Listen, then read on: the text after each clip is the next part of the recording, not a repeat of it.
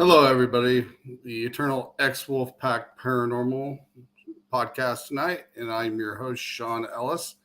Tonight, we have a really great show coming up.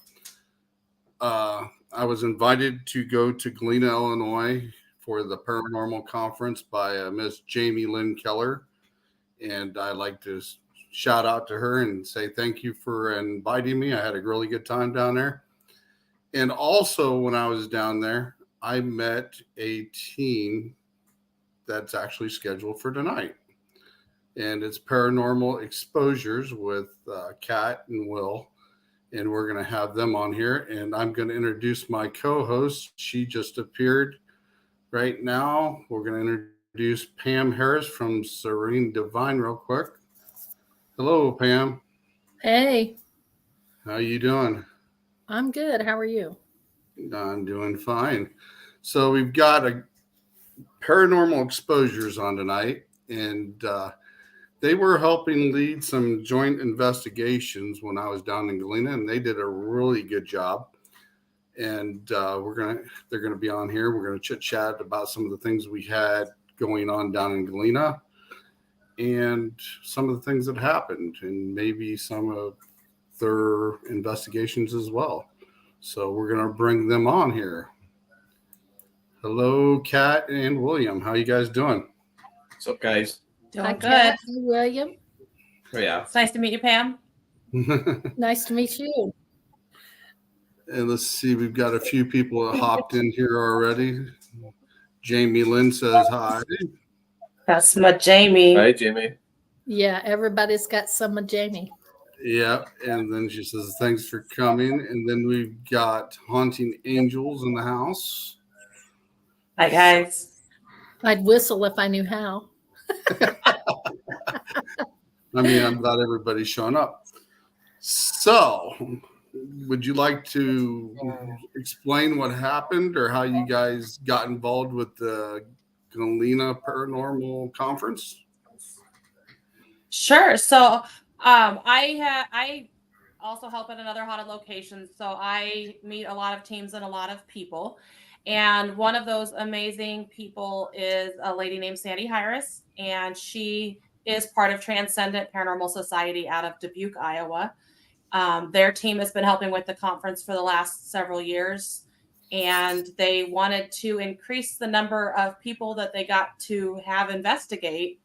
And so they needed some extra hands on deck to be able to help them manage the teams in small enough sizes that it's just not obnoxious. I loved that it was small groups and not gigantic groups. It just made it a lot more personable.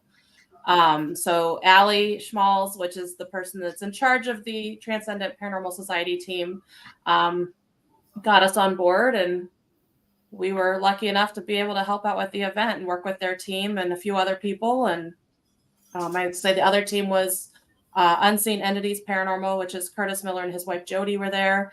So it was really just a great group of people helping out to lead the investigations. So how many people do they have in a group? Do they have less than 10? 8 to 10. 8 to 10. Yeah. Now our group on the second night was slightly larger because we added in a couple. That Sean guy, I don't know how to deal with him. But, yeah, he's a bit dodgy that night. But yeah. Jamie Lynn made up for the downside. She's a nice lady. Yeah. Sorry, Sean. No. But I thought that was really cool. I mean, I met you guys probably a little over a year ago when I co-hosted the old podcast, and for some reason, I kind of lost track of you guys. Couldn't figure out where you went. And then all of a sudden, when the new podcast comes up, you guys popped up. And I was like, hey, I know these guys. And I asked you to come on the show. And then, long and behold, I actually got to meet you down there in Galena. And I thought that was pretty awesome. Yeah, we were excited about that, too. Jamie had a big part in that. Like I said, thanks for inviting me. That was great. And had a good time when we were down there. We're all incredible to be on board with. Thank you. And like I said, it was really cool. So they had a lot of guest speakers. And hey, Moose, what did you think about some of the guest speakers that were there? We actually didn't sit through most of the guest speakers. We kind of just led with the investigations. I was going to say the only one we really sat through was the psychic medium talking about exorcism, which was kind of fascinating. Um, he actually used words that put things into a way that I could verbalize how I felt, which was awesome. Because I strongly believe that a lot of spirit is not like I'm physically at this location and then I'm physically at this location. He used the word fracture, and I'm like, oh my god, that's exactly Interesting point. that's exactly how they work. Because that's how I felt for a long time, but I didn't put that word in my mouth to say like it's a fracture of a spirit or an entity soul, and they can be multiple places at multiple. And Yeah. we're like, whoa, that's a great word. That's a great word for that. So, And also these kind of stories, these exorcisms that took place were kind of interesting as well. so Yeah. I remember him saying something about one he did in the Quad Cities, which is not too far from me. And I thought that was interesting as well, especially the way he said he took care of the situation and what it took to get rid of the problems at the house. So, right. I also ran into a parapsychologist down there and got to talk with him for about an hour. And that was really interesting. He signed a book for me and gave me information on a couple other books. Actually, I went to go order them. Nice. And so I'm going to do some reading here before long. But I thought that was interesting. What did you think about the DeSoto house? Because we stayed there overall, and that's some of you guys were there the first night doing the investigation, and then some of you guys went to the Galena Cellar and the Dowling house when some of us were in opposite places. Right. So what did you think about the DeSoto? I thought it was beautiful in there. It's still like in this little time warp, you know. And it's just walking about it, you can feel the history, you know, because they have these plaques at certain places that tell you who stayed there and what transpired. And I can walk about it for hours and just be enthralled by it. You know, that's not even through the paranormal aspect of that hotel. That's just the history aspect of it. So that was like, for me, that was an important part for me. So that was my favorite part of it. And the fact that every door had a name plaque for somebody that was being recognized, I thought that was the coolest. So as you walk down the hallways, you're like, oh, the names. You know, you've got, of course, the famous rooms, which is, you know, the Ulysses S. Grant room and the Abraham Lincoln room, and, you know, Grant's wife's room is next to that. But there was so many other names, and you're like, oh, what's their relation to this location? And so we started actually looking up some random people and facts and things. And I just thought that was fascinating. Like every single door had another name on it, as, you know, remembering them for the room. Yeah, Jamie's right. History spoke through the walls. The wallpaper, the way that the hallways look, you know, I laugh because one person's like, it's like The Shining, the weird way the corners of the hallways, you know, you're just waiting for the two little girls holding hands to show up at the end of around the corner when you go around the corner. And you know it's an old building because you're walking through a hallway and you're like, the floors aren't level. And when we finally got into the investigation parts of it, like one of the rooms that we got to investigate on the 3rd floor, you walk in and you're like, wait a second, the room's not level. And it's validated because you look over to the wall and you've got the chair rail kind of like we got here, and the chair rail looks level, and then the bed was slanting, and so the bed's not the bed's going down and like on a hill. Hey, Corey. Wow. And then the chair rail is level, and you're like, it's inches of difference from the head of the bed to the foot of the bed. But I loved how did you feel like you were frozen in time, kind of? Parts it. I would say there were it's just beautiful. It just you stop and you're like just taking it in.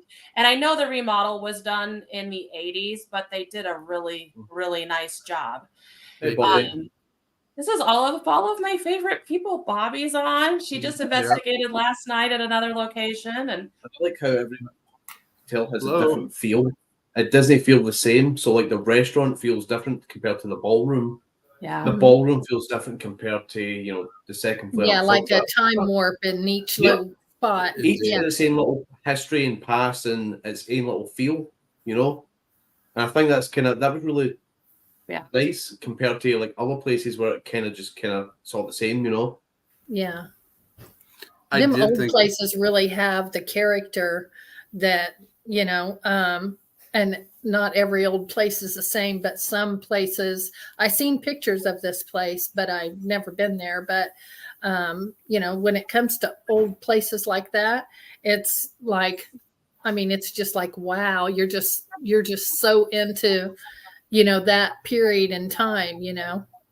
The thing that I thought was cool is we didn't know it until we were just looking up stuff, getting ready for the investigation and the Friday night investigations. It was the anniversary of the completion of the 1987 remodel.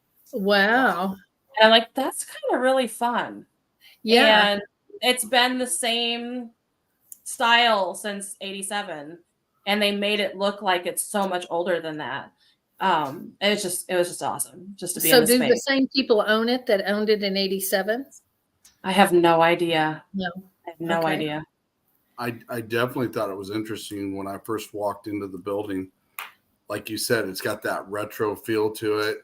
Even the bar off to the side, all the wood floors, the wooden chairs, the way the banisters went up into the next level and everything, and the outlook on top of the middle area there. It was pretty awesome. And like you said, it's like walking back in time when you were there. And one of the places the first night we went, I think it was Ulysses Grant. I think. Yes, the Ulysses Grant room. Ulysses Grant. Yeah, we went there, and I think it wasn't Sandy was with us. We had another couple that was with us, and another. You had Curtis and Jody, and then you also had Alicia, which was part of TFN. And we went up there, and we got a little bit of activity out of there. We got a cat balls light up a little bit and stuff, and we seen a little bit of the shadows on the walls, and I thought that was kind of interesting. And especially, you could feel the energy in there, and it was like you can tell it's back in that time frame. And then we also got in the discussion of Abraham Lincoln had his tour go through there as well, and they went through my town around the same time because in Galesburg we had Abraham Lincoln come through here as well.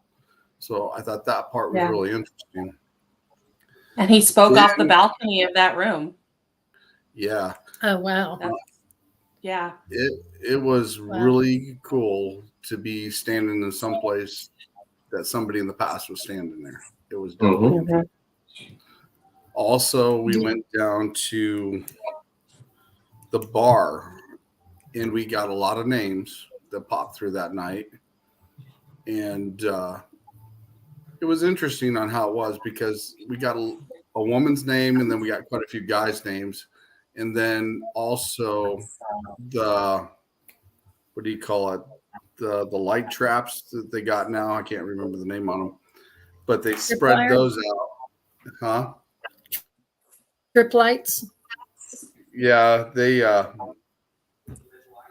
do you call them? But they're the string of lights. It's got the sensors. Tip wire, trip lights. Yeah. Pam's on it. She's got it. We got those to go off a few times, and I thought those were really interesting because I've never been able to use any of those before, and I thought those were interesting ones. So we're definitely going to invest in some trip wires. But they went off, and we got some names, and we heard some bumping in that room as well. But we actually kind of debunked that because I think some of the employees were still in the back area in the kitchen, doing some cleaning that night, and it's like, dang, we got something. And then we started looking around and it's like, darn it. But now see, that same space is the last space that my tripwire ever worked. Really? Because that was the first night and my tripwire was going off in that space. We were getting interactions and then my batteries went dead and it never turned on again. Wow. New batteries are not working. Nothing's working. My tripwire completely went kaput. I don't know. And it So- still isn't working? It's still not working. New batteries, it doesn't matter. We wanted to take it to another investigation. I'm going to have to get another new one. I was just kind of shocked because like nothing really traumatic happened while we were in that space. We were getting a lot of flashlight interactions, and it was interesting because they were very on cue for what we were asking. Mhm. We had one that was placed on a table in the other room where the hole in the wall is with the glass. So we were sitting in the middle room, and then the hole in the wall where apparently the lady in black walks through. We put a flashlight opposite on the other side of the wall so that when it turned on, it shined through the glass to the lady sitting at the table on the other side. And we were getting direct response to questions with the flashlight there.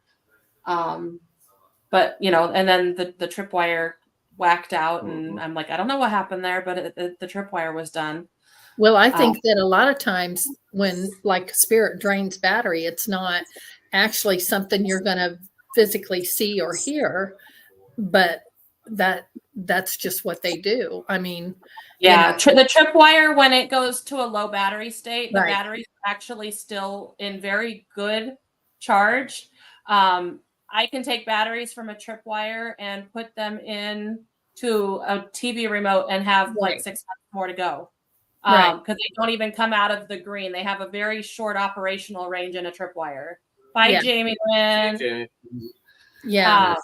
Dill fan for life. I don't even know where Dill is. We should have got Dill out. We have an emotional support pickle. His name is Dill, and I he's heard from about Jamie. that. And Dill travels with us, and it likes to investigate, and it's the adventures of Will and Dill. So That's so cute. yeah.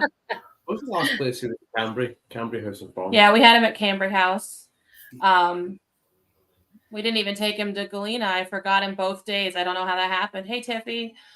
But yeah, it's just, I don't know. The tripwire, when it goes down low enough, all of the lights turn red or they Right. start blinking haphazardly. The batteries are still like mostly good. I could still use them in a flashlight. I could still use them. I usually just put them in a bag and take them home and use them in something at home. Yeah. Put in a new set. Putting in a new set didn't do anything. Thanks, Sandy. Speaking of the Sandy. amazing Sandy, hi, Sandy. Yeah, I've seen the tripwire used quite a few times. I've never used one, but I've seen it where the battery went low and all the lights turned red, and Yeah, Jamie Lynn and pickles. she's hilarious. I'm like, I don't know where he's at. I'd grab him and bring him over, but he's hiding somewhere.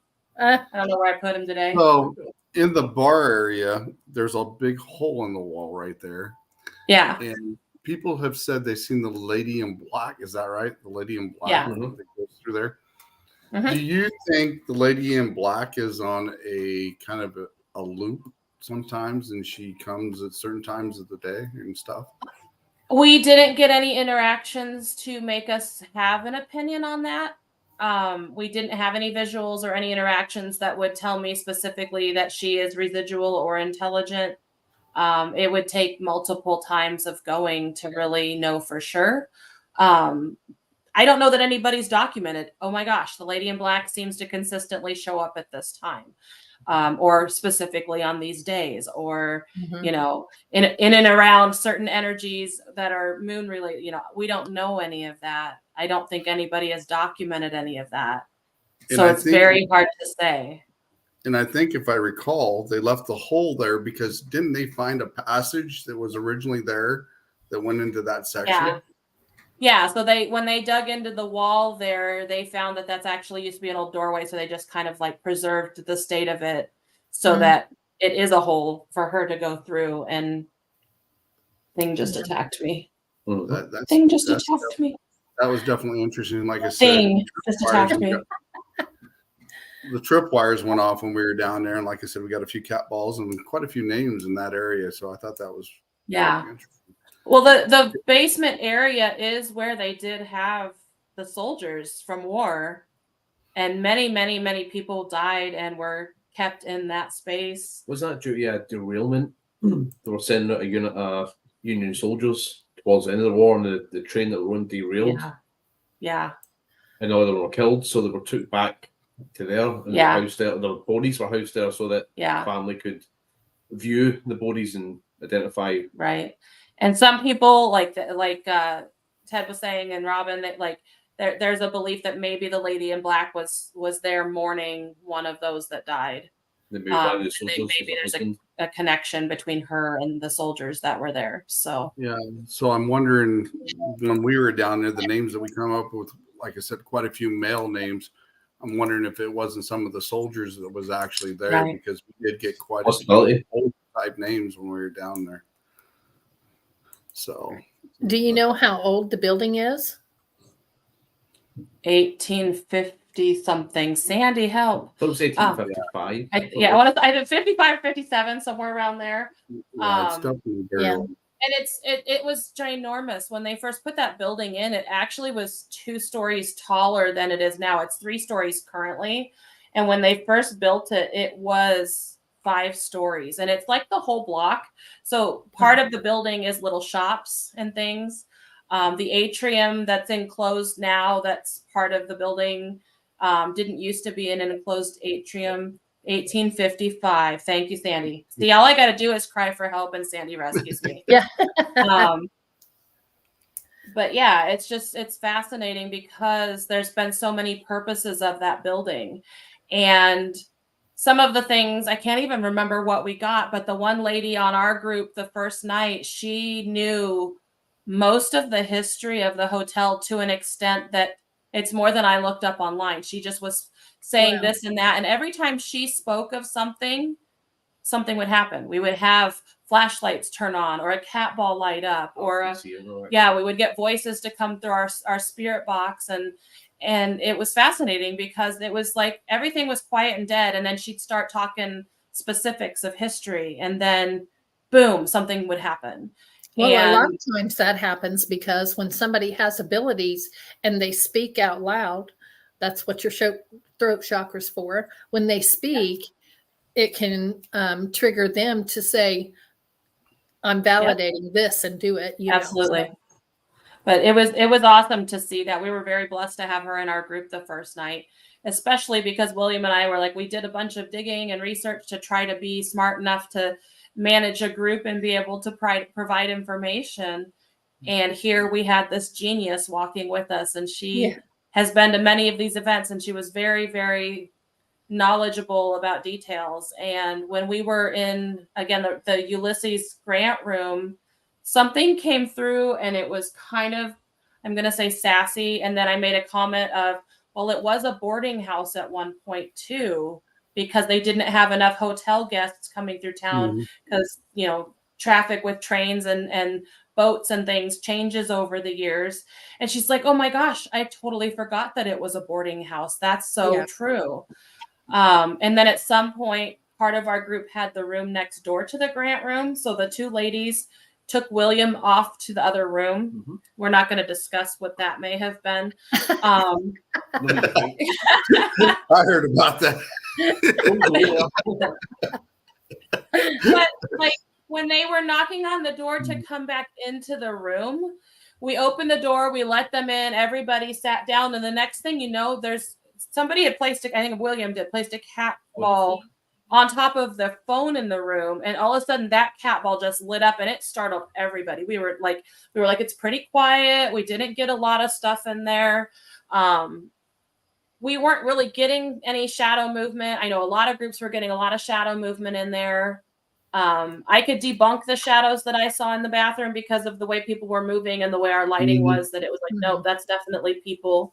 But there's definitely there's a lot to be had in that room. Is there a ley line there where that building is? Is the basement like limestone? The basement and some of the blocks are definitely limestone. And the guy that was doing the coordinating, I can't remember what his name was, and I asked him if there was a ley line in that building area, and he's not positive either if there's actually a ley line there. But it would definitely be interesting to find out. Dowling House has got limestone. Yeah, I was gonna say I know the Dowling house was limestone, but I don't know that the DeSoto was. But it's probably water close. Is there water close by there? Yes. Yeah, it's probably a ley line. What is the name of the building again? DeSoto House Hotel. Yeah. I But, seem to find that there's like so many discrepancies from one site to another on what ley lines are and where they are that I don't believe most anything on the internet regards to ley lines. right. They're like, I think a lot of people manipulate and put lines on maps to say, yeah, we have a ley line. Right. And I don't necessarily like, I haven't found a place where I'm like, I trust that site for checking maps.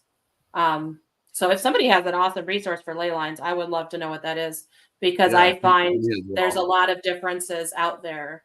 Yeah, there is. Like I said- I think Sean probably can give you a good definition. Yeah. Sean? What, the ley line? Yeah. It's the energy from the earth, and it's like it's a consistent energy that flows through that particular area. And if you look Yeah. at some of the maps, like you said, we don't know how accurate some of them are when we do look at them, but they branch everywhere and they go into certain locations. And some of the places that are like a hot place, like Galena, There you go. stuff going through there. So I'm sure there's definitely some ley lines going through, but we don't know exactly where. Right. I mean, I think at a location that's particular for that is Farrar High School. I think there's talk about a ley line that goes through that way. I know there was talk about Villisca and Malvern Manor. There's like a ley line that runs between there as well. Again, theory, I think Alton, Illinois has actually a few going through there as well. Right. And that's one place I'd definitely like to go is to Alton in that area as well. Right. Man, you're letting all the riffraff in. If Nico's on the chat, we're in trouble now. Nico's part of our team. Here he is. He's our tech daddy. That's his nickname. Hey, Nico, guess what? My tripwire is broken. If you're free anytime soon. That's an inside team joke. He's already fixed my tripwire. So, but yeah, he's one of our newer team members that pretty excited that he's on here because he doesn't normally get time. That's so cool. But one of the last places we went on the first night was the ballroom. Yeah. And we were actually in there and we were doing some stuff, and we actually seen the chandelier move a little bit. And the day that we also was listening to the guy with the Exorcist and yes, stuff like that, we actually seen the chandelier move there too. And the weird light flickering when he was talking about certain things. Yep. Yeah, the light was fine the whole rest of the time, and then every now and then he would say something and the lights flickered in the room. We're like, yeah, this is great. Yeah. That was definitely interesting. Yep, his theories were interesting. And the fact is, that those floors in that building you're not going to walk across them and vibrate them to make those chandeliers move. So there was definitely some activity going on. And I think it's just because, like I said, there's a lot of us that was there. Even you felt the energy there that day when we were talking about the exorcism thing when we were sitting in the back room. So that was definitely good. So the second night, we actually got to team up with you guys. Yeah, you poor souls. Oh no! And we went to the Dowling House. Yep. Yes. So, what did you think of the Dowling House overall? It's adorable. It is absolutely adorable. Like the artifacts in there and just the way they have it set up, and it feels authentic, and it just is. That's like back in time. That instantly hits you when you walk through the threshold. That you are no longer in the year 2024. You just literally are thrown back to 1800s, and everything in there has its own little energies going on. It was cool. If you're stepping back in time at the DeSoto House Hotel for 1855, with the Dowling House, you're stepping back in time to 1826. It's the first structure built. Right. At one point, it was the only trading station they had. So it's way back there, and it's really intriguing how they have it set up. It literally is a step in time. Yeah. I Mhm. definitely thought it was interesting when you walked into the bottom and they had the workshop down there, kind of. And then when you Yeah. went upstairs, then you seen the old table, the old pot where they were cooking stuff. Going to the right, you had the dining, well, kind of another little dining area space. And then you had the bedrooms there. Yeah. And I think I remember hearing when me and you and some of the other guests were downstairs. I think was Will upstairs or one of the other teammates upstairs and said something about the chandelier moving in the bedroom up there. So it was Mm. on a different investigation, but when Ted was talking about experiences that have happened in that house, that one of the chandeliers actually was swinging, and it wasn't actually an investigation, but they were just there and experiencing, and they said it didn't just swing where you saw it move and then you're like, huh, the chandelier. It went for 10 minutes. It moved Wow. for 10 minutes. And I'm like, we didn't get to have that experience. Yeah. But how fascinating is that? That's a lot of energy extended to swing a chandelier for 10 minutes. Because Yeah, especially those are not lightweight chandeliers. They're not no, they're they, not Right. new age plastic and pressboard. They're real. And Yeah. yeah. they're you know, Yeah. So do Yeah. you think that is this one of the most haunted places that you've been or not? I didn't feel that there was a lot of haunting that was interactive. So the first rule that they had going in was that we were to use primitive equipment. So we weren't to use lighting up fancy battery powered Right. anything. We were okay to run a recorder, and we were told to do more primitive things, dowsing rods, pendulums. Mhm. And I pulled out the scrying mirrors because obviously that's one of my favorite practices to do. Mhm. And so we had it set up that all the groups coming through had the opportunity to give mirror scrying a try. In fact, great pictures of Sean giving it a shot. It was awesome. But it's, it is what it is. And it's not that you're not, there's definitely energy there. It's just not necessarily interacting when you're asking it to. So as far as like most haunted or super haunted, I wouldn't say that it's either of those, but there's definitely something to experience and there's definitely something to have happen. I don't like to compare locations. That's really hard for me That's because okay. That's everything okay.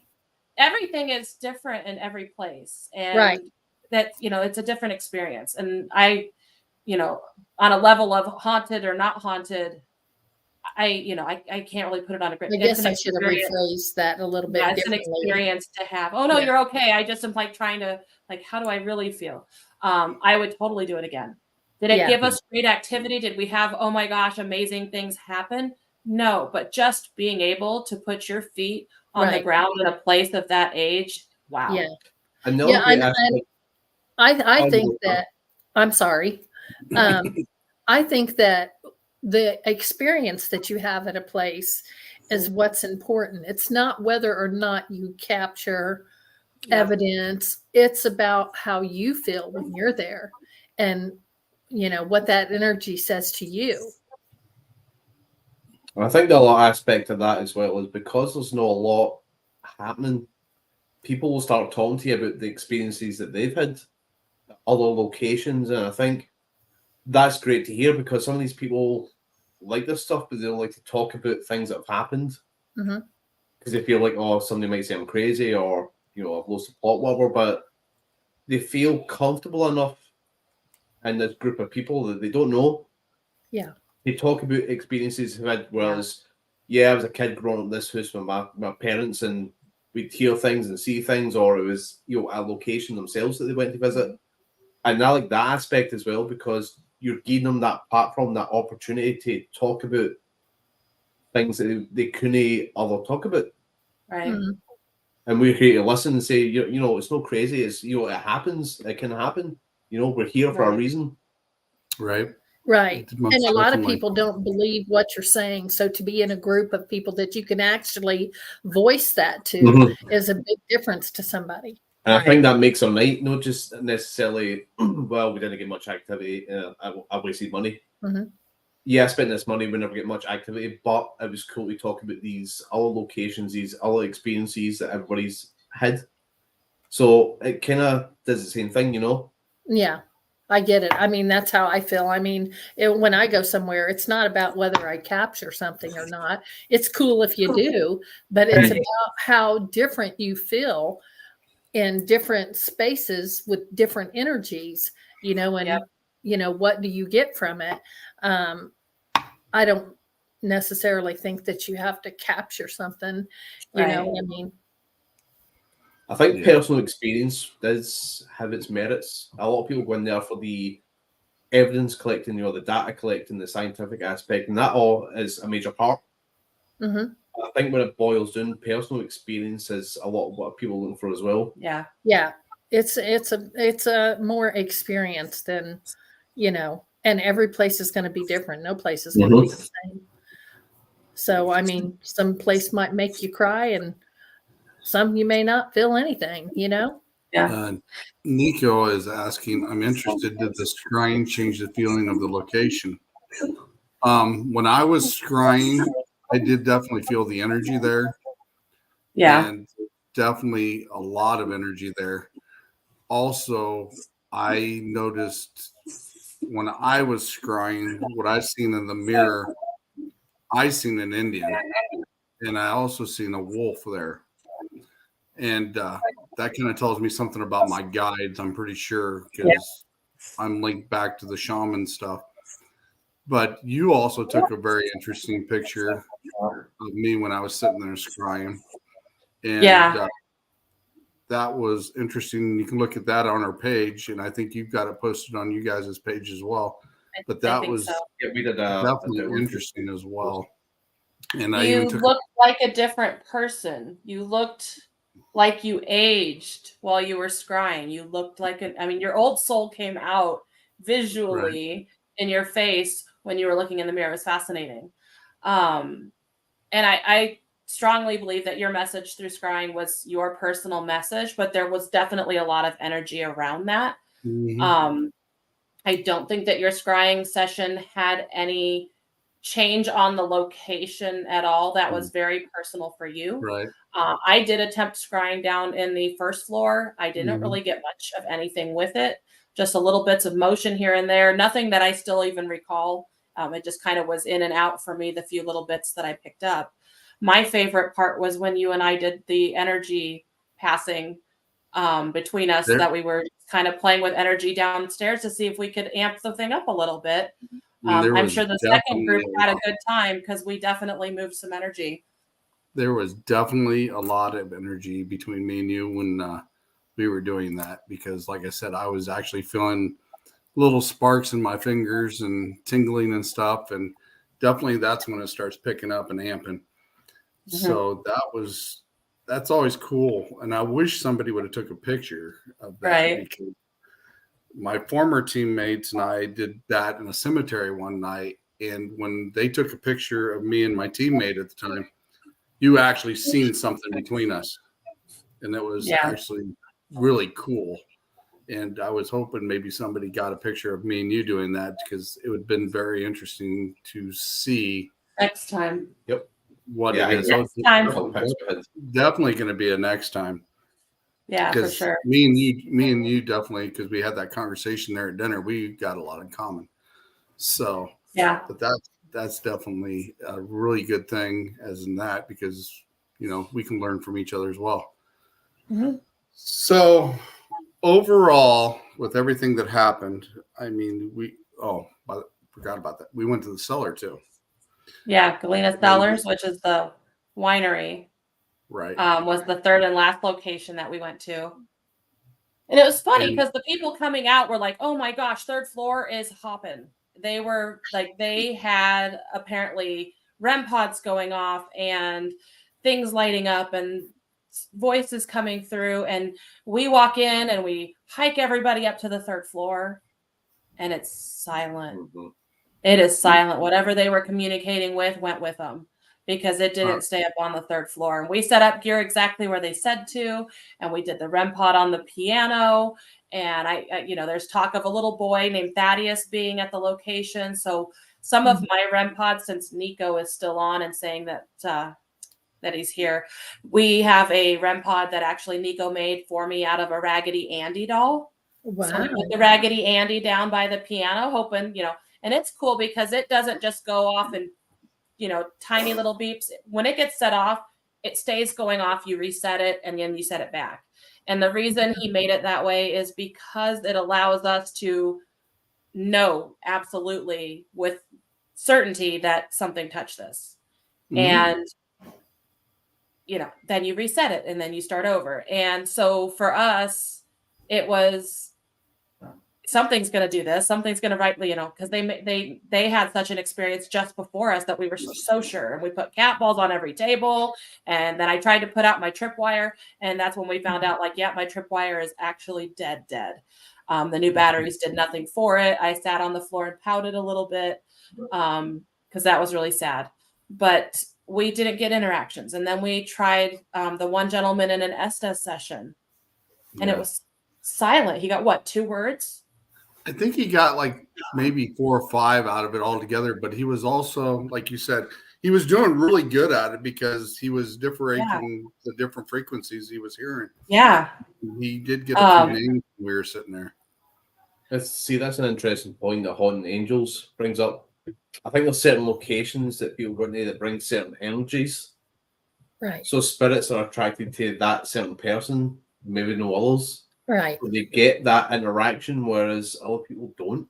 So the big difference on what he's saying is the people that were leading the group that was right before us, the building already knew them. Mm-hmm. Yeah. We've never been in there yet. Right. And we're bringing all new people, with all of us being all new people. So there wasn't a huge experience for us to have because the building was kind of standoffish. And I do feel that strongly because we went through all the floors and we even split people up everywhere. And there wasn't a whole lot to have. Now that second floor, I set up a motion sensor, a music box on the bar facing behind the bar. And I left it there, and I almost forgot about it. We were going through and we were picking up equipment, and all of a sudden it went off. And my assumption was, oh, somebody picked up my music box. They're going to turn it off for me and bring it over. Yeah. And then it went off again. And the guy's like, what is that? I'm not even anywhere near that. He wasn't even in the space near the bar. And it's pointing not just the opposite direction, but angled back behind the bar. And he's like, it's doing it again. And we're like, okay, so somebody's working behind the bar. And, it happened about 4 times. Introverted ghosts. Yeah. Exactly. Mm-hmm. But it was kind of interesting because it was so quiet. And then all of a sudden, like, yeah, we're packing stuff up. And then they're going back to work. You know? It's like that guide I was telling you that you had, and things would go off when she mentioned it. I mean, if they're comfortable, I mean, spirit chooses who they're going to interact with. So, evidently they knew her, or they were comfortable with her, something. And, when you go to a new location that you've never been to before, that's why normally you don't get any interaction or you don't get any evidence. But like I said, it's about your experience, really. It's not about what you capture. At a new location, I think it's better if you do like 2 nights or 3 nights. Right. The first night might be absolutely quiet and you get nothing. Right. But as soon as you get into that second night, okay, you might get stuff here, might stuff there. And then as soon as you get into that last and third night, then things start clicking up because they're like, okay, we've spent 2 nights with this person. This person has been sleeping in our building.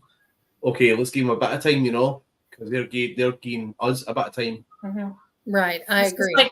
Let's meet in the middle somewhere. It's just like deer hunting, where you have to get acclimated and they adjust into the comfort level of you being in the space. I absolutely agree with that. Our cat is going to knock candles down. Very much. We've actually been on some investigations, and like the Haunting Angels we're talking about. I've actually been on some investigations that they will interact with the women and not with the guys, or vice versa. And just depending, you may leave the room, and next thing you know, you get a bunch of stuff going on, and then the next thing you know, you switch around, they don't say nothing. Yep, and a perfect example of that is Malvern Manor in Iowa. If you've ever been to Malvern Manor, if you go to Gracie's room, she's more inclined to talk to male investigators, including as opposed to female investigators, right? But if you go to Rebecca's room, she's more inclined to talk to female investigators as opposed to male investigators. So to me, that's like a perfect example of that, you know. Also, you can think of X amount of reasons why, but it is what it is. So you just roll with it, you know. Right. Yeah. That's, Yeah. like I said, I think it just depends on your energy and Yep. you're communicating with them too. I mean, we always go in and we're trying to be polite, and then we try to get as much activity as we can. And in some locations, what we've noticed as well, if we're not getting anything, sometimes we put on music from that time Yep. era, Mm-hmm. and we start playing it, or somebody will sing like a hymnal from the Bible or something like that, and REM pods just start going off and everything. Yeah. So I mean, if you can kind of relate to them in a certain way, they will respond. I think music will So I relate think- regardless. You Yeah. don't even have to have it be the same time era. I think Right. music is a universal language of rhythm and sound that is, works across all levels.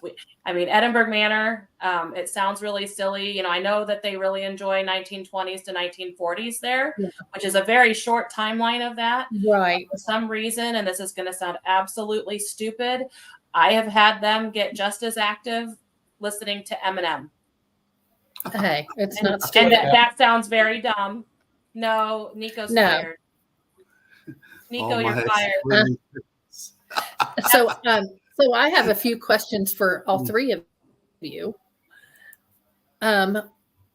What did you learn from each other that stands out the most?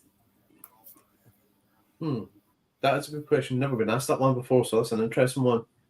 I got good questions. Yep, that is a perfect question.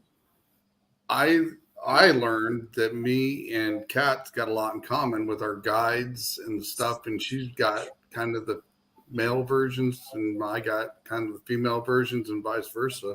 I was gonna say flip that. Yeah, I mean, there's a couple, and we are opposite, and then there's some that is opposite. But yeah, it was really interesting because me and her were talking about several different things, and we were just kind of looking at each other. It's like, really? Yep. Yep. And it was an interesting conversation that I had with her that night. And Will was kind of being a joker with everybody there at the table. So. I have to, it's my Humor makes everything work. We also find that is a very true fact in all investigation. The minute you leave your humor behind, they just really don't play anymore. And if you can, I actually very often will use, I have no problem making fun of myself. If it makes them interact because I'm that horribly stupid, or I do something dumb, or I, poke fun at myself, if it makes them laugh, then it was worth it.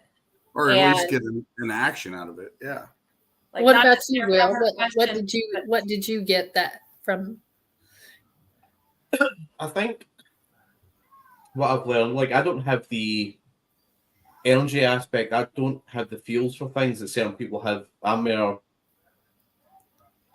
based on equipment and things like that. But what I have learned is that the people I work with are starting to work with me when it comes to thinking outside the box, stuff and questions and things like that when it comes to investigations. And they kind of roll with it, because they're kind of used to a certain way. So like I'm like, okay, let's change it and do it like this. Yeah. Let's make it weird, let's rather than go to a location that you've researched and that, okay, XYZ passed away here, this person died of a heart attack, this person died of, natural causes, this person was 50, this person was 70. All that kind of stuff, right? You're researching it and then you go to that location. So when you're asking these questions like, what was your name? How did you die? What age were you when you passed away? I feel like you're just asking that for validation, pretty much, because you have that knowledge because you've researched it. So if I go in there and I sit down and say, hey, John, I know I know you passed away of a heart attack, it's kind of sad, but what was your favorite vegetable? Because I'm really interested in what your favorite vegetable was. It sounds stupid, but if that spirit that's there It's like, oh, wait a minute. Nobody's ever asked me that question. Nobody's ever asked me what was my shoe size in life. Right. You know, Yeah. what And was my talk to favorite? them like they're here and, Yep. you know, What was my favorite season? You yeah. know, what was my favorite color? What color were my eyes? Can I remember the color of my eyes? Yeah. Then that's something might be like, okay, I'm intrigued now. You're asking me something that I don't get asked. Yeah. So you want it outside the box. Yeah. I get it. That's one of the things that I like to do is I really don't like to do research before I go into it. And then I like to see what I pick up and then validate what I found after I've been there, because then it's the energy and stuff that I work with more than I trust myself and my energy more than the equipment sometimes. And see, I'm the opposite, like you. I'm the opposite. He's history, and I'm the blind energy. And it works really well because with him, and we do that. In fact, Nico went in blind at the last location. He went with us too. But it's interesting to, you know, I feel very strongly that if everybody goes in with nothing, then you're missing the opportunity to validate something in the moment. So we usually try to make sure somebody's on point with, oh, she said that, and that actually ties into this specific thing. Yeah. Let's ask questions about that and dig deeper, and we usually get really good responses. So him knowing, and Denise is our other like phenomenal, and Amy on our team is the same, that they just know so much going in, and it just makes it easier, especially with me. I joke that I'm Dory from Nemo, where you can tell me something and like 5 seconds later and I'm like, oh, it's really nice to meet you. What was your name again? He did that to the waitress. I did. That was horrible. The waiter. Yeah, the waiter. The guy that was waiting our tables was like, he forgot somebody's water, and then he forgot their water again, and then he brought it back, and I'm like, it's okay. I forget things all the time too. What was your name again? And I'm like, Logan. He goes, well, you're close. It's Landon. And I'm like, oh, exactly. See what I mean? He's laughing and I'm laughing, but you know, it just is okay, you know, for me to not know anything, because this guy and my teammates, they have my back. Thank God. And that's what makes the team work. Yeah, that makes a team. That's a real team. And like the location we're going to next Saturday, the first time we went there, I did a research. Me and Denise did a lot of research. Kat went in blind. We told her nothing. Right. We just let her go in. We did our thing. And then once we were done, we were like, okay, so this is what we go through XYZ. This is what we have through research, which is XYZ, and we just kind of paired it up, you know? Right. And some of it was on point. Some of it was really on point. And I wouldn't have had any idea. We were getting answers through Estes. I was in there and the owner was talking about stuff. And so while he was talking with them, I'm in noise canceling headphones, just kind of doing my own thing and just kind of walking around the space. And I'm going to the opposite places of where they're at. Mind you, it's like a 600 square foot little house. Yeah. But I was avoiding what they were doing. And I'm like, I don't know why, but I'm supposed to like something about right here. And it's a female and right here. And they all look at each other. They're like, apparently that's where one of the people in the house died, is exactly on the spot where I'm like, well, we're supposed something about this exact right. This here spot is important. And it was. And, you know, it's kind of, you know, if none of us did any of the research, we wouldn't have known.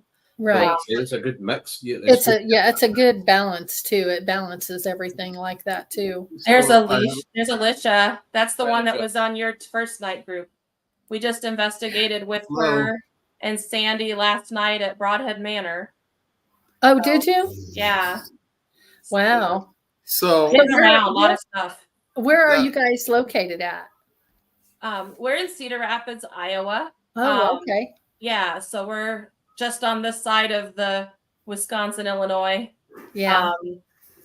Alicia's group is out of Dubuque, which is about an hour and 15 minutes north of where I'm at. And so that's why they're literally right across the river from Galena, which is why their team helps with that event.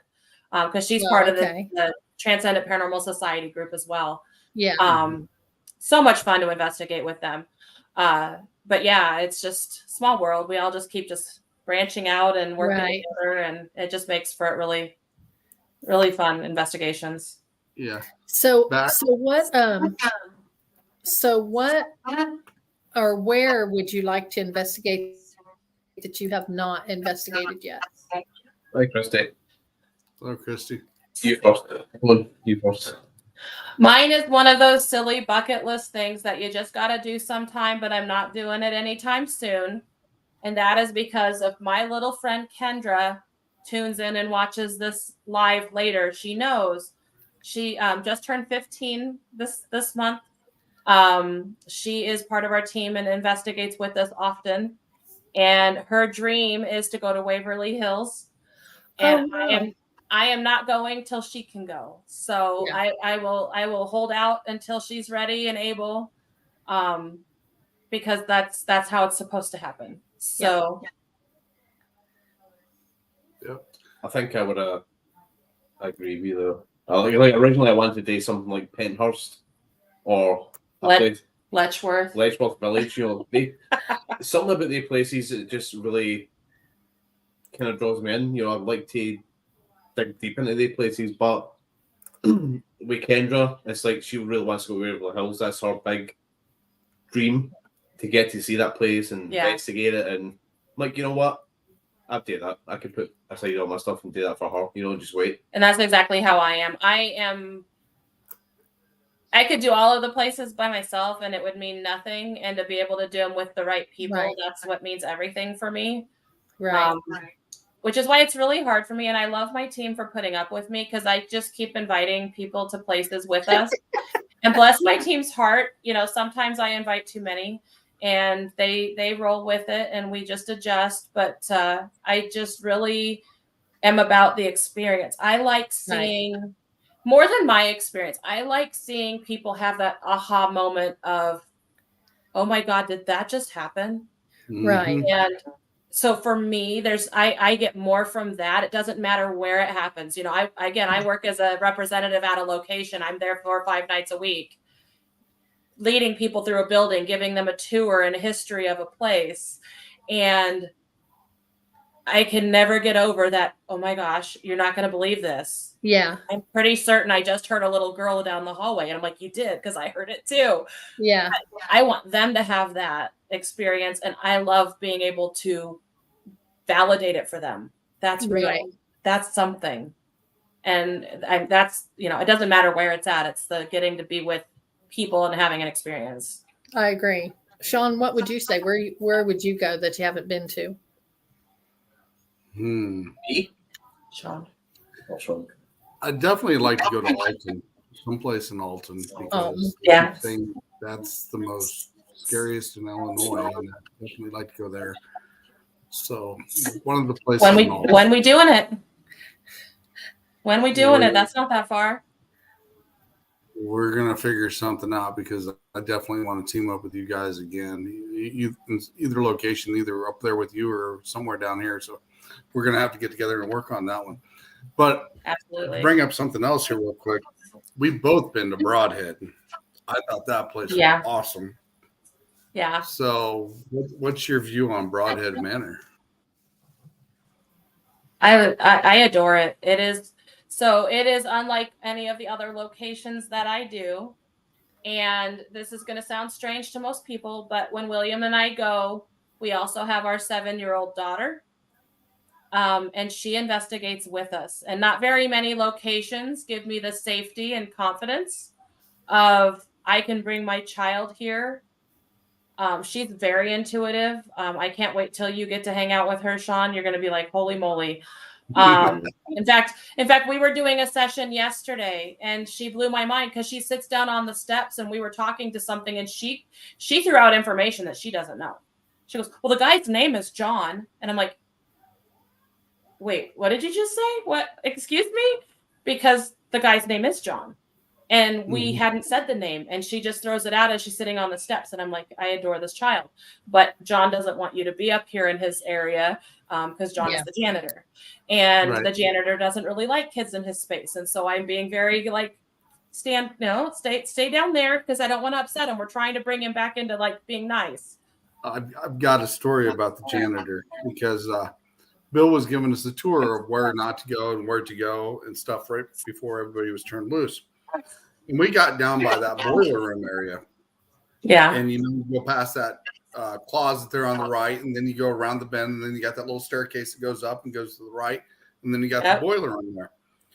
Well, everybody was just kind of lingering there for a little bit, and I seen a guy walk up the steps, take a right, and the dog followed him up and went around the corner. But by the time I got up there, the dog was just sitting there, and there was nobody there. And I'm like, what the heck? Yeah. And I got to talking to Bill about it, and he says, no, he said, you must have seen the janitor. And one of the guys walked back around, and he says, this door's locked. Nobody could have went through it. But that I walked right up there, and I followed. I was seeing him plain as day, and I walked right up behind him, and the dog was sitting there. I was like, well, why didn't the dog go with the owner, with Bill? Because it was Bill's dog. And yeah, it was gone when I got there. The only thing that was there was the dog. And I'm like, okay. And then all of a sudden I hear Bill down here by the boiler room talking. And I'm like, yep. What the hell? That's a wow moment. I seen it plain as day, and I wish I was recording it at the time. Right. And me well, and it's not Leslie, going to happen when you're recording, Sean. We all know that. Yeah. All of the best things happen when you're not running the equipment. In fact, we as a team have been doing some low equipment and then using equipment just as comparisons at the same location, because it's been such a variance between the two that we actually have part of every investigation. We try to go limited to no gear. Mm-hmm. Facts. Yeah, Nico the gear man. But Broadhead fascinates me. It is such an interesting place with such a variety of interactions to be had. I think it's a good place for anybody who's starting out investigating, who's coming into this field. I think it's a really good place to start with. It's clean energy. Oh, yeah. There's nothing bad there. The place almost makes you feel safe and secure. Yes. So if you're in there by yourself and you're on either the third floor or second or first, or even by the maintenance section, you don't feel threatened at any point. You don't feel threatened unless you're pushing those that like to protect the space. Some people do have experiences. I can't say that I do. I don't provoke. I don't push. Right. I respect. And all of the people that come in and are like, oh my gosh, so-and-so is so angry and so mad. Why? Think about it. My favorite session ever. And it's funny because Nico was there and William, and they went up and they investigated. Ashmore's awesome. Mm-hmm. Nico and William went up to investigate the principal's office. And our team has never really pushed investigating the principal's office because one, people say he gets grouchy. And two, that's where you sleep if you spend the night. So I don't want him to be grouchy. That just makes sense, right? Right. That's the bunkhouse area, right? Right. Yeah, that's where all the beds are for sleeping. Right. Yeah, I don't really want to make the guy in the room that I'm going to be sleeping in grumpy. So we just kind of leave it be. And there's enough to do everywhere else that I'm like, yeah, that's cool. So they were up there. They're running a spirit box. They have almost nothing coming through except for one word. And they come down, hey, Kat, we need you to go upstairs. We only got one word to come through the spirit box. We want to put you in an Estes session. I'm not going to tell you what was said or anything like that, but we want you to go up and put the headphones on. And I'm like, okay. Well, apparently the word they got was Estes. So the principal was like, I want headphones on somebody. I get up there, I don't know that that's what was said. And I put on my headphones and I'm listening away, and then loudly shouted at me, respect. And we're like, they're all like, whoa. And then the next thing I'm like is, get out. I don't remember. It may have had a swear word in it. There was one. But it was like, so he literally, and then nothing else came through. He literally called me up so that I could shout at them on his behalf. Right. To respect him and to get the F out. Yeah. And I'm like, that's actually so funny. And it's weird because we're literally set that we're running a spirit box and we're just letting it run, See you later, hunting angels. See you next week, guys. But the maintenance guy, for instance, the janitor, I can understand why he doesn't want people back in his area, because that's a maintenance area. People shouldn't be back there other than him. There shouldn't be kids there. There shouldn't be random strangers walking in and out. So I get why he's kind of pushy or grumpy, You shouldn't be in this area. You should be elsewhere, you know. That It's a makes leave me sense. be, I got work to do guy. He's a I got things to do. Yeah. Why are you wasting my time? Yeah, and that little Right. storage area, Leslie and I got, get out a few times. Yeah. And I just said, I'm not leaving. I'm here to talk to you. And we want to hear your story, And then we actually got a few more names when we were there. And Bill verified the names that we were there because we got quite a few names that night. Yeah. I also had the opportunity to lay on the embalming table. Isn't that fun? Yeah, and it felt like something was holding my head in place. And I had my hands out like this, and they said a couple of cat balls went off at the time. So I thought that was really interesting as well. So I think we did one session with that, but not very much for it, did we? Our team didn't get much off of that. Darren Buss was the one that joked all over the place, like he's going to get on the embalming table. He's going to get on the embalming table. I don't know if he got a lot when he did, but it's just like, oh, you have fun with that. Yeah, it felt like somebody was actually kind of holding my head in place. And you being an energy worker like me, you can actually feel that energy around your head, and it's just like felt like it was kind of holding you there. And I thought it was like, cool, wow, Yeah. But Broadhead's definitely a great place if you're starting in this thing to go to. It's such a good place to get a feel for it, and like I said, it's not a bad place. It doesn't have any bad things. It just has good energy. Mm-hmm. Right. And it's got a great atmosphere. The owners are fantastic people. Yeah. They are wonderful people, and they will they will look out for you, They will go that extra mile. Yep. Well, letting you have free reign, letting you run about the whole building and seeing things and experiencing things and, sleep on the site. Right. So I think it's a place to start. When we got up to the top level in the room up on the right-hand side, I definitely felt the elementals being there because the energy shifted when I walked in. And I was sitting and I was feeling it, and I was like, okay, this is cool. I can handle this. And then my body started to adjust to it. And I think that's also the room. Look up on the ceiling. There's handprints, if I remember right, up on the beams. That was really cool too. But one of the things I thought was interesting because I have the markings of the elementals when I had my Menaki rights. So I got like all 4 of the elementals. So I'm really curious to when I get a chance to go back there to see what I pick up more with them. So that's going to be. I do know that the Spirits in the Spring event is June 1st and 2nd. And I do know that they'll have investigations those nights for the people that sign up for it. I think it's going to be an on the spot sign up for investigations when you're there. But that's another opportunity to be in. If you can imagine 40 vendors and readers and the energy that's going to put in that building, it definitely makes the place energetic.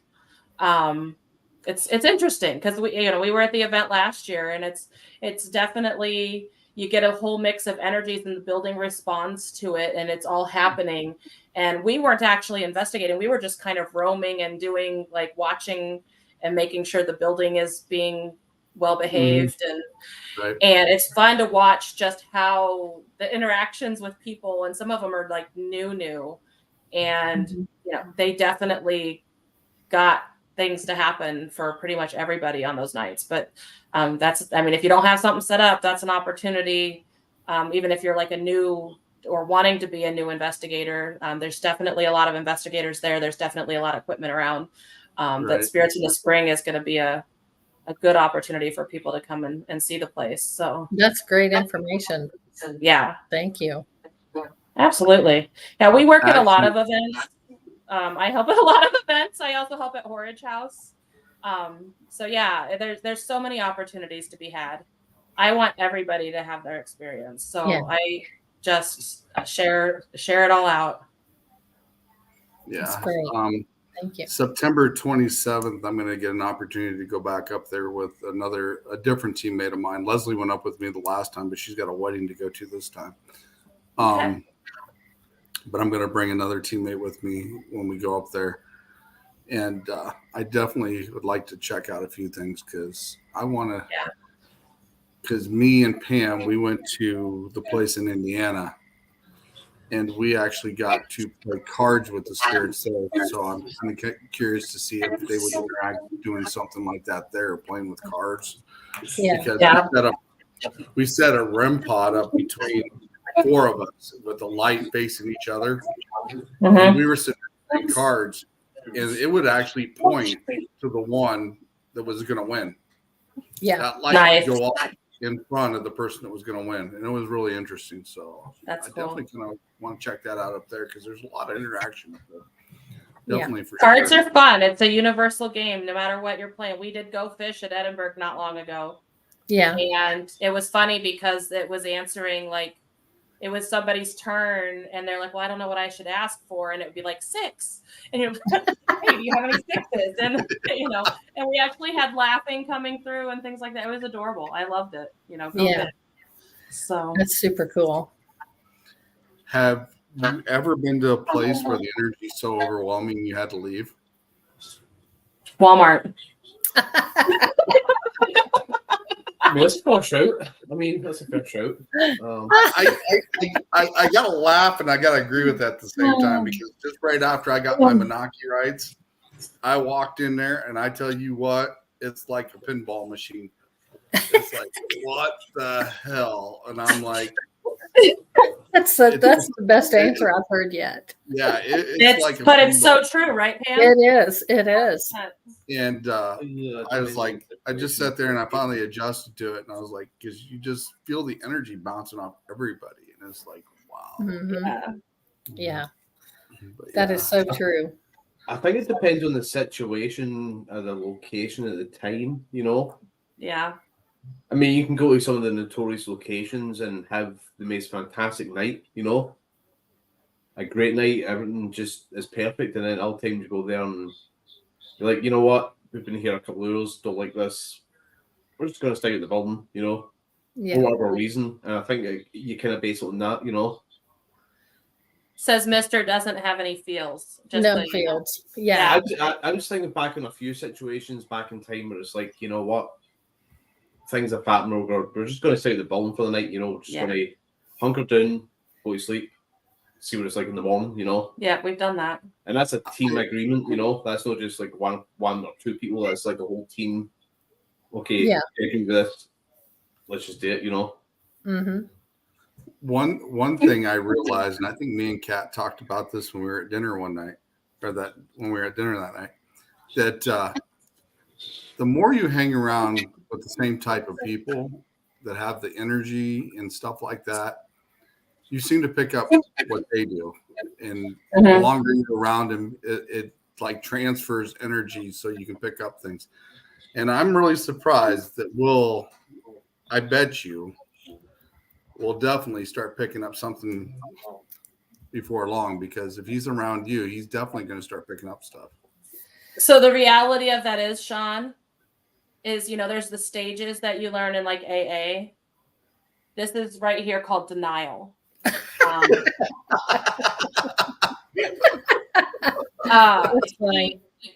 If he didn't have abilities of some sort, he wouldn't say things like, I feel like da da da da da da da, Right. or But at all times it's common sense as well. You can just that's it though. I don't know, something that just seems how you see a truck coming along, you just see it happening, like this is going to happen. I see. Yeah. I feel. I hear. What? Yeah. I'm sorry. Keep speaking, sir. Denial. I'm sure you've probably experienced this dealing with energy and working with energy, that when you put your hand out and you feel the energy and you relax it so much, it feels like they're holding your hand and they're guiding it. It'll move your hand. Yeah. I've done that. And Jamie from Eternal Paranormal was with me up in Broadhead, and we were up in one of those little rooms there, and she said she felt the energy coming off me, and when it was moving my hand toward her, she was like, whoa. She's like, that was interesting. It was one of those little rooms off the second floor there to the right when you come up. And but yeah, once you kind of experience that, everything kind of changes in your book. So it's Yeah. definitely So he's my grounding. He's what Mhm. keeps me centered when I investigate, and he knows this very much. And we had an investigation that was last fall, wasn't it? Last year, yep. Yeah, last fall. And we still had Kendra and her family there. So, like, this is where we're still doing the controlled, nice, everything is good and calm and happy investigation until the 15-year-old has had her fill and goes home so that we can get a little more into the nitty gritty. And I had done an Estes session, and it literally just kicked the crap out of me. And I knew what we were doing. I didn't expect it to be that extensively interactive with me, but the energy that I took from the place I was at in that session just was a gut punch. And so we went downstairs, and my normal routine is you exit the building, you recenter yourself. We kind of hung out with each other for a little bit so that I could get regrounded in center. And then we get back in, and he's like, yeah, I'm going to go to bed. And I'm like, it's 11:30. But the energy that he just took off me literally slaughtered him. And there was no more to be. And he recovered me. And I'm like, I've never actually took him out before. And I've grounded off of him for years. We've done this for years and years and years. And he is a solid rock. And I have never had that happen. And we've been to a lot of places. And I'm like, you're going to do what? Yeah, we're going to do what? That was room 105. I literally went in and one of the beds in room 105 and crawled in there. 11:30 and done. When it just passed it. Yeah. And it's funny, if Nico was still on, Nico went to bed too. He was like, I'm feeling off. And I'm like, just go rest for a little bit. William's good. Yeah. And they were done. And they, and then we had some good investigation the next day. We had a 2-nighters, so we had more time to have. And we, we did great. And then, it was just a surprise that wasn't expected because it's a place we've been to dozens and dozens of times. And then it was just like, oh, you think you know what you're doing? Take that. Yeah, one of the nights where things just go tits up, so to speak, it happens, so it's like, Yeah. And I think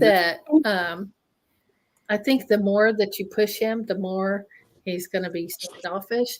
It's like a teenager. So, I do refer to him as one of my children sometimes. So, yeah. And he probably doesn't like that. So, trust me. Yeah. But I mean, it'll be his own acceptance type of thing. Oh, for sure. You know what I mean? For sure. So, but when it comes about, he'll like, oh, this is cool. Yeah. Or he'll be like, oh God, this sucks. It's, there's both sides. I haven't ran across anybody that hasn't liked it yet in some form. My son Kyle is nope, I'm done. I hate this. I don't want anything to do with it. He also doesn't like rocks or crystals. And so, like, one of my things that I like to do, hey, can you hold this for me for a second? And he'll put his hand out and he'll be oh God, don't do that. Because I'm one of those kinds of moms. Shame on me.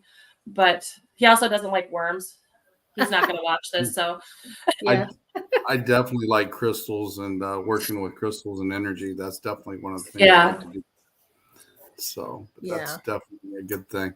But Leslie on our team, she's like us. She can wield the energy and do energy work.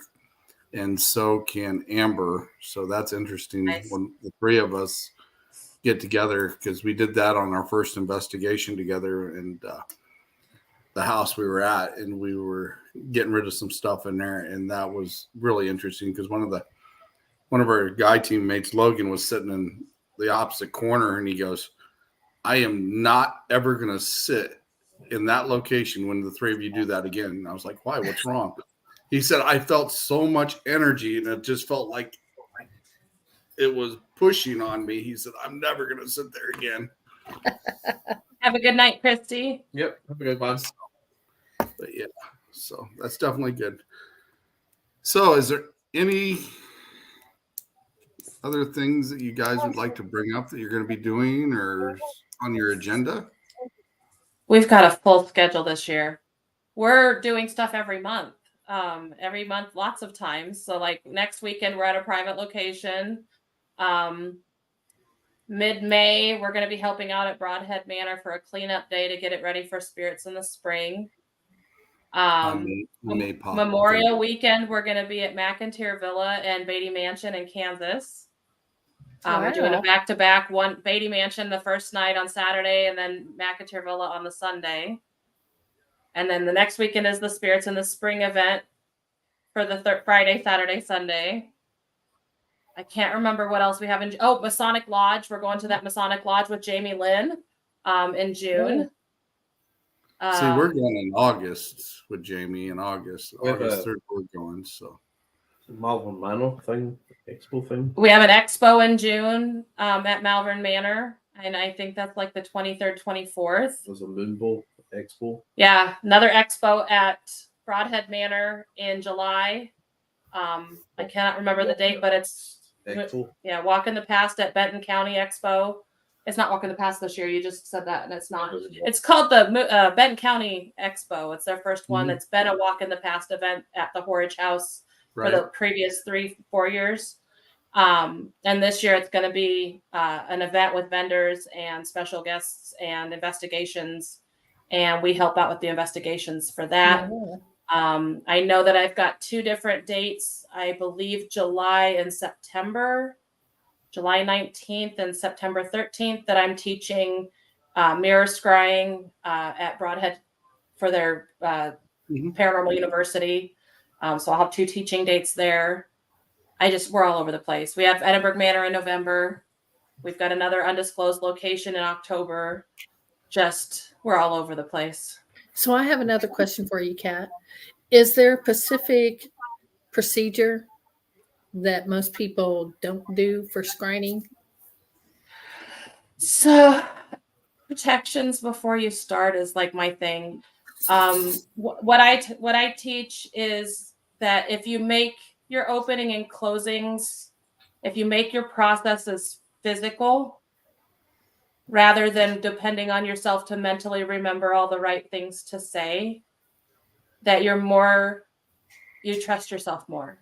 Mm-hmm. So like we start a scrying session with face down mirrors, center yourself, set your boundaries, then put your mirror up, but don't do it in an order different than that. So I leave face down mirrors till you're ready to be open. And then I think it's interesting because a lot of people are like so focused, like I'm going to get something, and they stare into it so hard with expectation that they basically ruin their effort. Because you have to go in with gratitude and no expectation, Right. and then the messages will come through. And then when you're done, you close it by physically putting down the mirror. And for me, putting down the mirror upside down, regardless if you are one that has to verbally tell yourself stuff or if you're a mentally telling yourself you're done, you have physically said, I'm done. It's like closing a board or closing a device, or, people are like, well, people don't close stuff. I'm like, oh, but if you don't have any doubt when you put your mirror face down, you finished. And, and then if you have things for your own personal beliefs that you need to say, I am done now, that you're not allowed to communicate with me till next time, or whatever it may be, that is your personal expectations. Yeah. It's the physical, like doing it that way. Same way with Estes sessions for me. The first thing I do when I finish an Estes session, I shut off the box, I shut off the headphones, I set them down, I recenter myself before I pack stuff up and move to the next part of investigation. That very, I don't have to say, okay, I'm done talking now, I'm done doing this in between each little step of investigation. Because I know Estes for me is a very channeling open state, whereas listening to a device on the side is not. I need for myself to be physically like, set it down, clear my energy from that, move to the next. I may go straight into another one. You never know. but I want to close one, start the next. And it's the same for scrying. It's the same if you're doing it with mirrors or water or crystal balls or whatever means works for you. I feel that very strongly about that for any type of intuitive work. You have to be able to say, I'm done now. Mhm. And spirit will accept that I'm done right now. And I'll get back to you when I'm ready again. Right. And that's really hard for some people. Some people just run around life open. And that's terrifying. Yeah. That's I mean, I terrifying. don't know how. And I what don't they And know. people do, are like, people are like, what do you mean you're not open all the time? And I'm like, oh God, I would die. I would die if I was open all the time. There's enough already. There's enough already. I can't imagine being in a state of a yeah. pinball No. machine. Yeah, that is, and it's hard to get to the point where you can say that's it, you know. Late to the game, Mr. Bus. Good to see you. Nico's Aw, still thank here. you, Nico. Nico is like so cool. He's learning from me because I jokingly but not jokingly say that like there's like the really intuitive people and then there's these really tech savvy people, and tech savvy people have this disadvantage in the world of intuition because they analyze so hard that their brain doesn't get to exist in the state of intuition very often or long enough for them to really know what it feels like. And I have a lot of tech friends. Nico's kind of like in this place in the middle, and I love that about him because he's starting to acknowledge and confirm and interact in ways where you're like, yeah, that's right. That's it, Nico. You're right there. That's a great definition, by the way. It Yeah. sounds like Darren was making his dinner there. I'm ready for steak. Darren did not make me any steaks. I just want to point that out to the entire paranormal world that is watching this right now. There are no steaks here for me because Darren did not do it. So, but yeah, Darren's another one of those scientific guys that's in denial. Love you, Darren. He's a really good friend of ours. We've had him out for a few investigations as well. So, well, maybe hopefully one of these days when I come up there with you guys or vice versa, I'll run into some of these guys and we'll do Darren is the guy that runs the bookings for Washara County Museum up in Watoma, Wisconsin, which is the old jail and housing place for the sheriff that would have been the one in charge of the jail. Fascinating location. The artifacts alone, again, it's just one of those places you walk in and you go, wow. There's just so much energy to be had from the artifacts.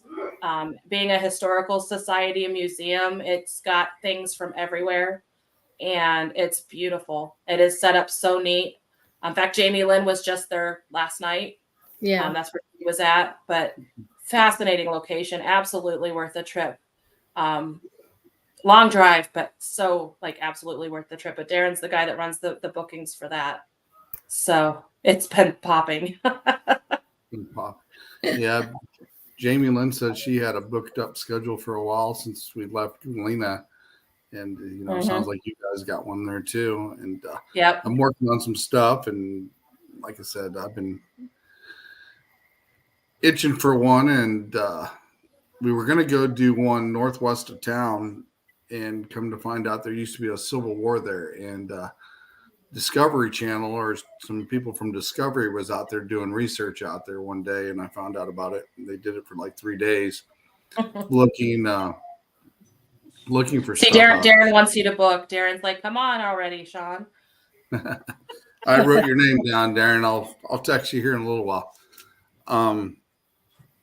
But yeah, I thought it would be interesting to go out there to see what we can get like for EVPs and stuff out there in that area. And come to find out, they already started spraying and planting already. And I'm like, are you kidding me? And we gotta walk through the field to get to that location. So I don't know if I'm going to be able to get there or not. And then I got Put something your boots else on.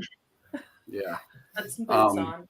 I'm definitely working on some other stuff that I think would definitely be interesting. I talked to Pam about, and we're going to be working on that as well. And, awesome.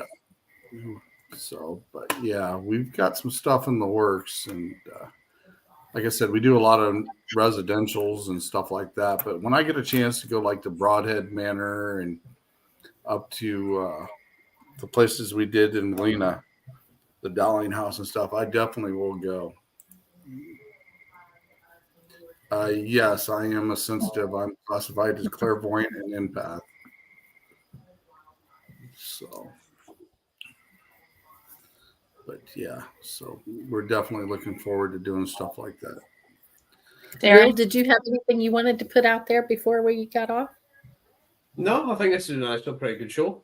Yeah. I think a lot of points have been put out and a lot of thoughts and process that I actually enjoyed this one, actually. There's some things that don't always get off my chest, but these have been one of these ones. It's like, yep, I'm actually quite... Good. I That's good. Good. I definitely think it's good when, like I said, when you met people before and now we've met it and stuff in person, and we have that interaction. We got that connection going now, so Yep. that's always good. And it falls back on that point of hearing everybody else's experiences. You know, it's nice for me to talk about mine, but Yeah, you tell me yours. Okay, let me pull up a seat. Yeah. absolutely. Tell me Yeah. everything, you know. Yeah. Yeah. Nico's not wrong. I think everybody is sensitive about the steak not being shared. Jail time, Nico. But yeah, I'll definitely get a hold of Darren here and have a chat with him too. Maybe I might even send him a link here after we go off the air. We can all talk backstage here a little bit. So kind of be prepared. But yeah. So I'd like to thank you guys for coming on tonight. And it's been Absolutely. great. And I definitely want to team up with you guys again and bring some of the team along this time. I do have a little mini Tesla coil. I think those are awesome. I have one of Yeah. those in my arsenal. I like those. Yep. So, We do as well. Well, it was so, great to meet you guys. Absolutely. Hopefully we Absolutely. will, chat again sometime. For sure. But I definitely want to join up with you guys and bring some of the team with us and go to a Be fun. location. And you ain't really that far from us, so we can definitely do something here for Mhm. sure. So I want you guys to kind of stay backstage for a little bit, and then I'm going to close up the show here. But like I For said, sure. this is a Paranormal Exposure with Kat and Will. They're great. Their team's amazing. They do some great work. So check out their webpage. Check out their places that you can see them as well. And I'll post some links a little later on our page so you can find them. But I appreciate you guys coming on and having this talk with us. And we are definitely going to team up. Sounds good. All right. So Thank you guys. Thanks. I'm going to Bye-bye. put you guys backstage. And like I said, just hold on and we're going to close out the show and we're going to be back there in a little bit. So just hang on. Well, Pam, what do you think? Amazing team. A really good team. And I like Yeah, I checked out their page too. They do awesome work. Yeah, they're down to earth. They know what they're doing. And Yeah. I like working with teams like that because we have a lot in common, and that's a really good thing. Yeah. They're not in a rush to actually, get evidence, and you know what I mean? They'll take it as it comes. Right. And you want accurate evidence. You don't want something just thrown Right. out there. And that's another thing that I like too. So, and I explain that to all my teammates as well. We want good stuff, and we don't want things to be tampered with, and we want to be able to debunk them and stuff. So, Right. but they do an amazing job. So, anyway, to close out the show, next week we have on the show Haunting Angels. They will be coming to chat with us and talk about some of their experiences, and we are looking forward to seeing them next week. And Pam, you got anything to say before we close out? No, I think it was great. It was great. Enjoyed every bit of it. All righty. Darren, I'm going to send you a link here in a little bit, so just hang on and you can join us backstage.